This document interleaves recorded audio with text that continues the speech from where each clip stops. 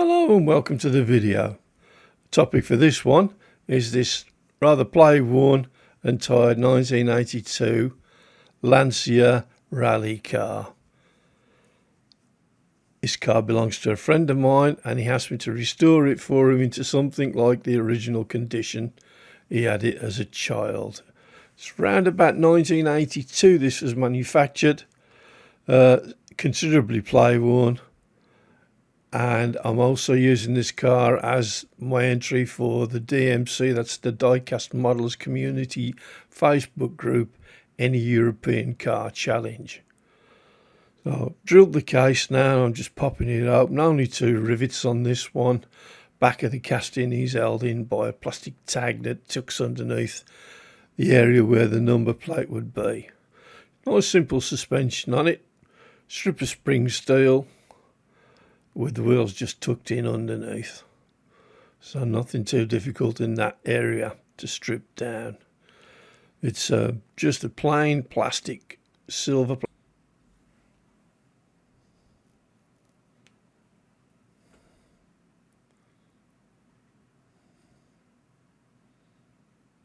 pretty basic interior, out with the one-piece screen. Doesn't seem in too bad a condition. We'll give that a bit of a polish and a dip in the floor polish later. Nice paint scheme. Gonna have to do my best to try and recapture the look of the original. So on with the yellow base now. I've already primed it and tinted the primer with a little bit of pink. I was given a tip a long while ago by a good friend of mine with the channel Pimp My Diecasts, who recommended pink tinter when applying yellow to warm up the colour, and I have to say I've been doing it ever since. I find it a very successful method of getting the best out of what can sometimes be quite an insipid colour. Yellow, well known in the modelers community. I'm not a big fan of painting things yellow. As you can see, it's going on nice and flat and even.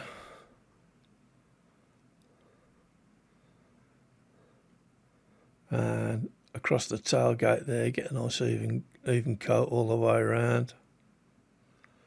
Now I'm going in now with an intercoat clear because there's a lot of masking and decals going onto this car, and I don't want any disasters with the undercoats coming off or pulling away with masking tape. So particularly if you're airbrushing and you're able to get an intercoat clear on when you're planning some heavy masking, I thoroughly recommend it. I'm starting off on the masking process here with the lines across the roof and the bonnet, the kind of main stripe if you like. Just trying to eyeball it, lining up. I'm using vinyl tape here. I tend to use vinyl tape for the straight lines. I don't mind get the gaps in with paper tape, but to keep a nice crisp straight line, I always use this vinyl tape. It's available from motor factors and most decent model shops. I'm just going on with the paper tape here to bridge the gap, but the vinyl will keep the edges nice and clean for me. You very rarely get paint creep underneath the plastic tape.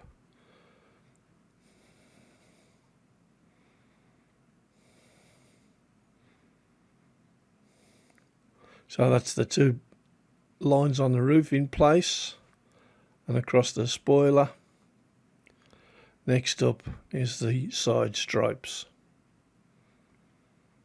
They're not so very wide, so I just use anything up to 3 strips of the vinyl tape for these.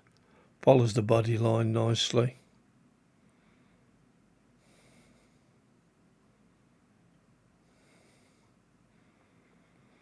Luckily there are plenty of good lines to follow in the body moulding for this particular one, so it did make it a little bit easier for me. Just nicking it there where the door crease is. And then there's another body line by the rear pillar.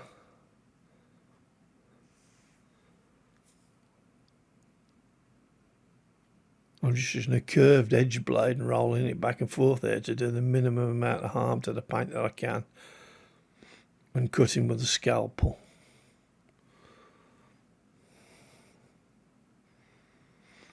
I use a Swan Morton 10A scalpel because it's just something I've always used. Although there's plenty of other options, X-Acto knives and one thing or another. It's pay your money, takes your choice, really.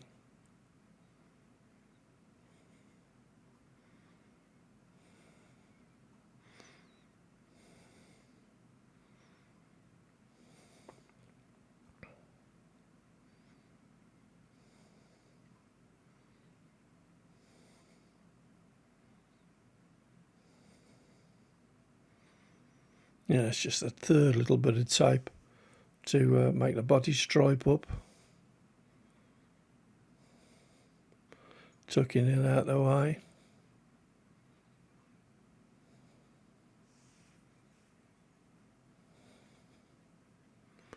By the way, if you like what we're doing here, do consider giving us a like and subscribe. I'd be very grateful for the support. On with the top coat now, which is a Vallejo Aztec blue. The yellow base was a Kratex flame yellow. It's quite a good cover, this Aztec blue. I've used it a couple of times before on video project cars. I used it on a Mustang not so long back for the Paint It Blue challenge, and a van that I did for the previous one 18 months, 2 years back. Goes on nice and flat. It is a metallic, and you really do have to shake it kind of thoroughly to get the best of the metallics going and keep the flakes nice and even. So it's going on nice and flat, neutralising the yellow paint quite easily.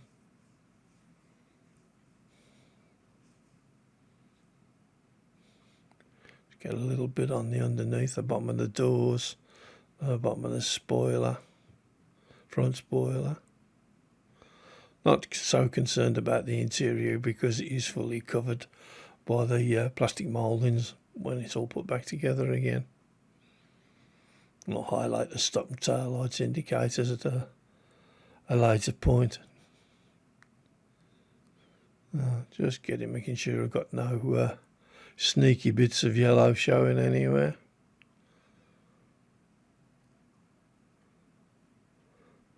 Happy enough with that. Dry it off with the hair dryer. And here we go with a final pass of Interco Clear, because next thing up is going to be applying the decals. I'm going to have to handle the car quite a bit. And having gone to this much trouble, you don't want to be spoiling your paint work.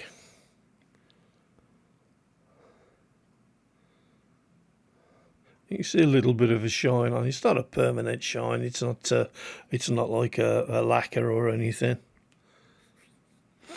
I'm just detailing the wheels here now. A little bit of Vallejo silver to make the mag wheels up.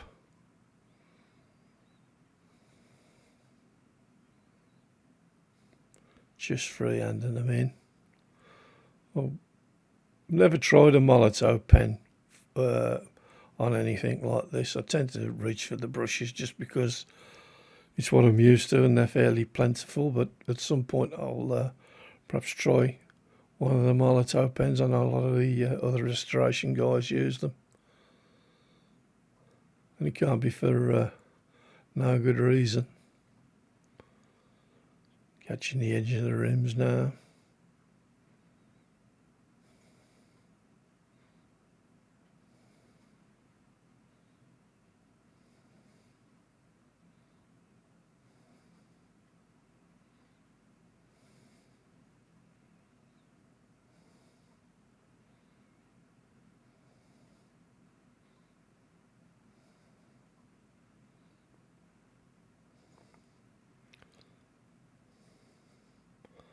I've coated the tyres with Tamiya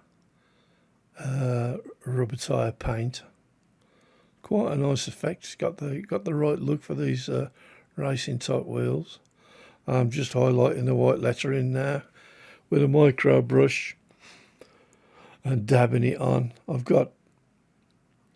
just dipped the micro brush kind of on the side into the paint and pull most of it off on the back of my hand before I even start applying it. Really, it is just a question of patting it on, 2 or 3 coats, just to make it look the part.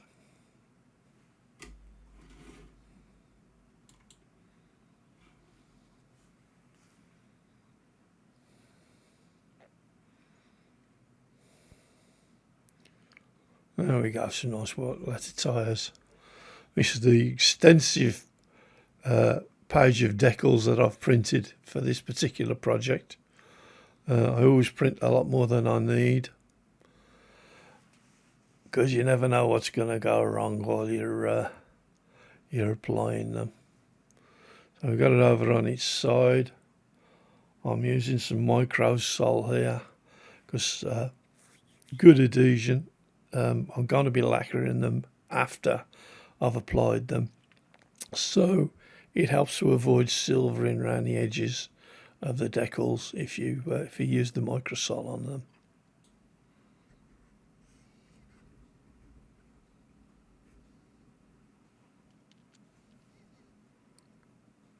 Okay, that's the first one going on, one of many.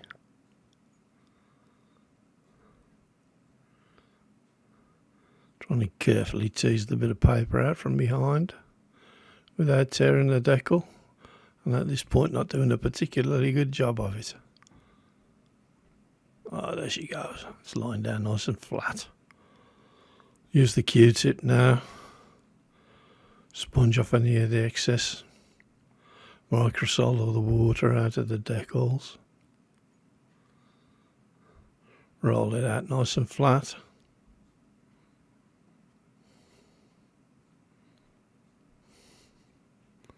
And there we go, one down, plenty to go.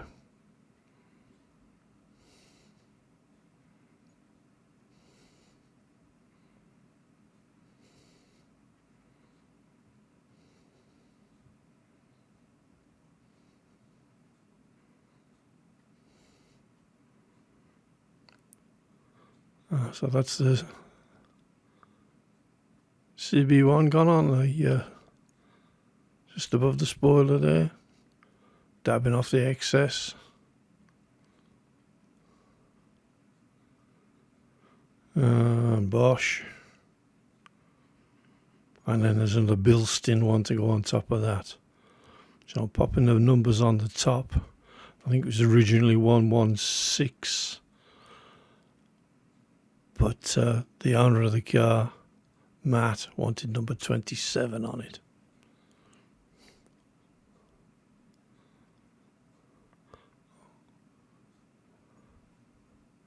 I'm dropping the Pirelli on the tailgate spoiler section. Always plenty of sponsor names on these things. But yeah, I'll go get a sponsor myself.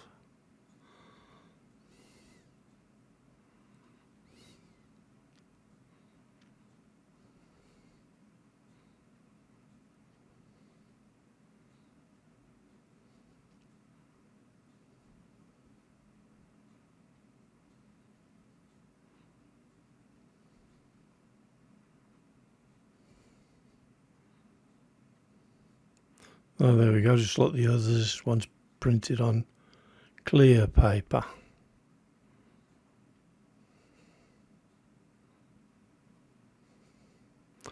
Or vinyl, I suppose it is, really.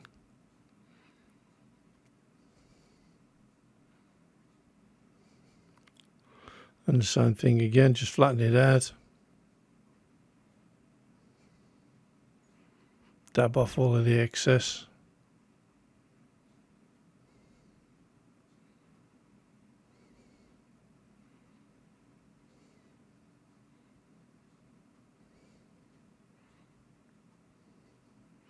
Nice and smooth, no wrinkles, no sticky up bits.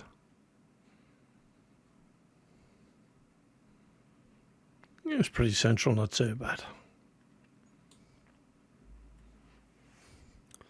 So on to the numbers on the door now.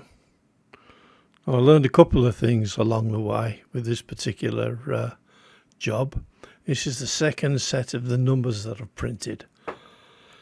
First ones were fine and dandy until I put them on the door. The door's got a big step in it, and it reduced the height of the numbers considerably as they made their way around the step in the door and made them a lot less readable.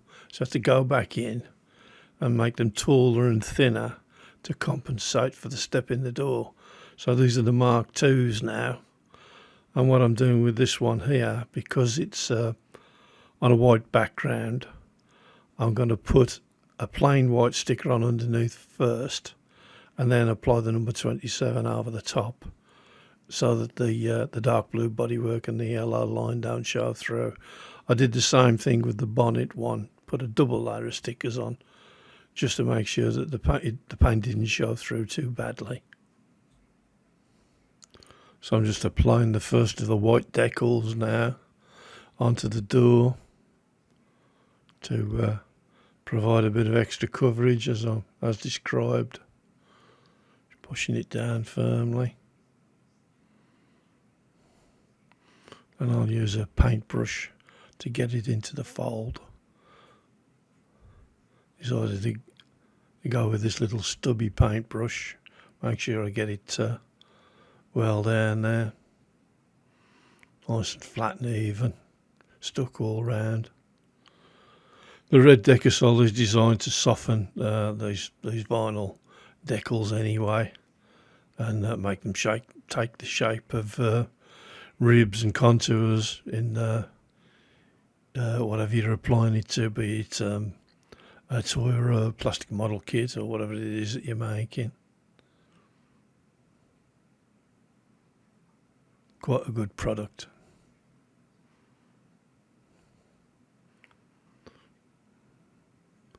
So that's stage one complete.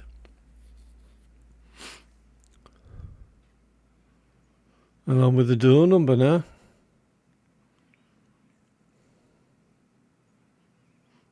I'll say this is the Mark II, taller, thinner version, so that I didn't lose half the definition in the numbers by wrapping it around the door.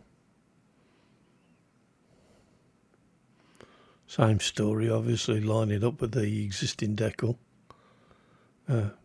Plain white one. Wrap it around the contours with my small stubby brush.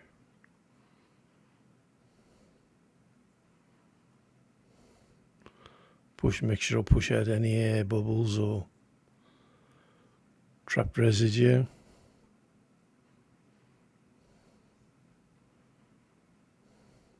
As you can see from this angle, it's quite readable. The first ones you couldn't really tell whether it was 2717 or two little ducks. Mopping up my residue with a Q-tip or a cotton bud. Last of the stickers now. I've already put one plain white one on for the Pirelli sticker, sponsor stickers on the wings.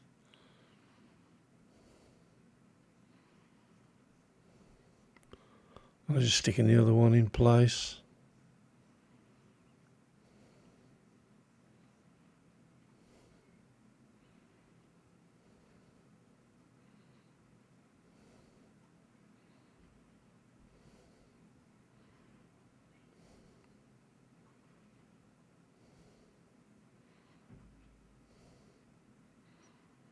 Quality of the print on these decals is pretty good, but I understand that a laser printer can be a bit more crisp, so it's on the agenda to try and acquire a laser printer somewhere down the line. I don't think you have to lacquer the laser printed ones, whereas this is done with an inkjet, so you have to lacquer them before you even apply them, or obviously just wash yourself in the water. Yep. So on with the Pirelli sticker.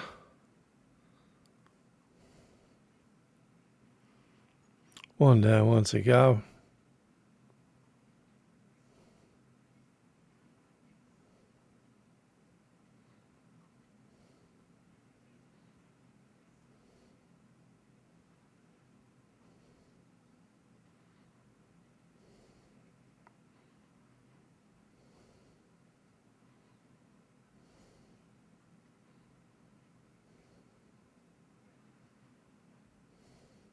And the last one, while I'm applying this last one, I will just remind you, if you're enjoying the content, like what I do, I'd really appreciate it if you could click a like, leave a comment, even can subscribe if you consider it worthwhile. I'd be very grateful. Trying to get my subscriber numbers up in 2024. Having got through a difficult year last year.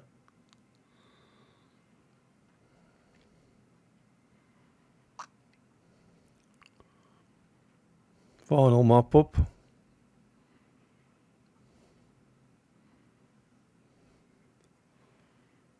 I'm happy with that. All seems square. Fine and dandy. So the next job will be apply some lacquer. Leave it for a good 24 hours. And I'm on to final assembly. My favourite part. Done a little bit of detailing on the interior here, not too much. Painted it all black. Added some glossy accents to the headlamps to give them a bit of a contour. A few little engine details. Nearly forgot to put the windscreen in. Wouldn't be the first time I've done that one. Doesn't glue into place, just secured with this a stud on the casting there.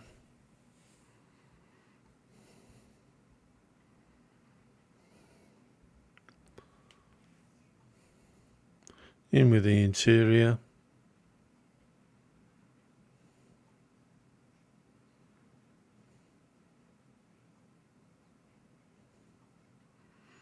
Which I've detailed a little bit from the original moulded silver plastic. It's a bit of a faff. You've got to push the grill right the way through the casting and then pull it back again. And then there's a little moulding on the back of the engine bay that just stops it from going too far. That's just making sure the glass is in the right place. And then the suspension and wheel assembly hold everything together when the rivets are in. I had a little bit of trouble with this just as I was putting the wheels on. The little plastic moulding that holds the suspension spring in place popped off and landed. You can just see it in the on the right hand corner of the mat there. So get a couple of modelling clips. Pop them on the base plate.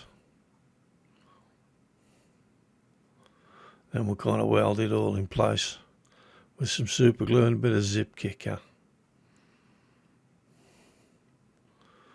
Making sure the clips are far enough away from the super glue action that I don't end up gluing them to the suspension spring.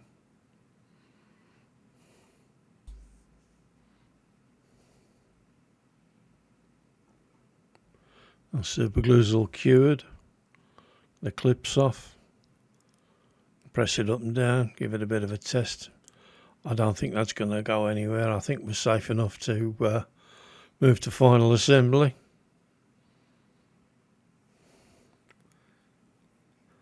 Only two little rivets securing this together. There's a moulding on the back of the base plate that slips through round about where the number plate would be on the casting to secure the back end.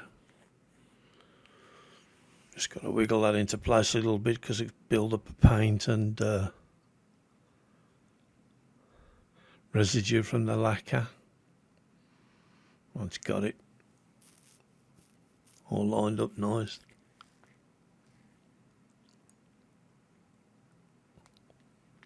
Just pressing it into place.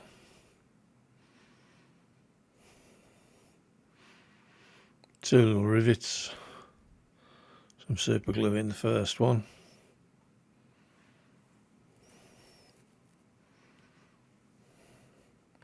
Just get enough in to hold it all together. Using the forceps here so that I don't glue my fingers or drop the rivet. I have fun for doing both. It's nice and snug down into the bottom of the drilling there.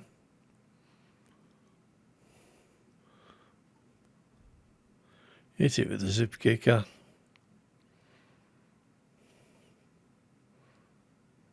And by the time it's evaporated, that's gone off.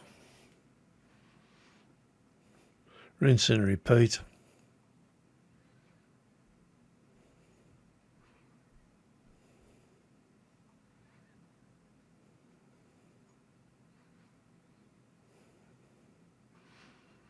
And again. Oh yeah, watch me push this now. That's it, yeah, nice one. I got away with it. Normally I managed to super glue my fingers to the rivet at that point.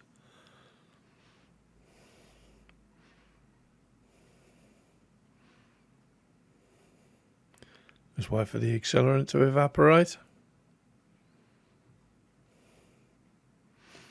And to quote my old mate PB, as if by magic, without hardly any problems at all, we'll flip it over on its wheels and that'll be another one done.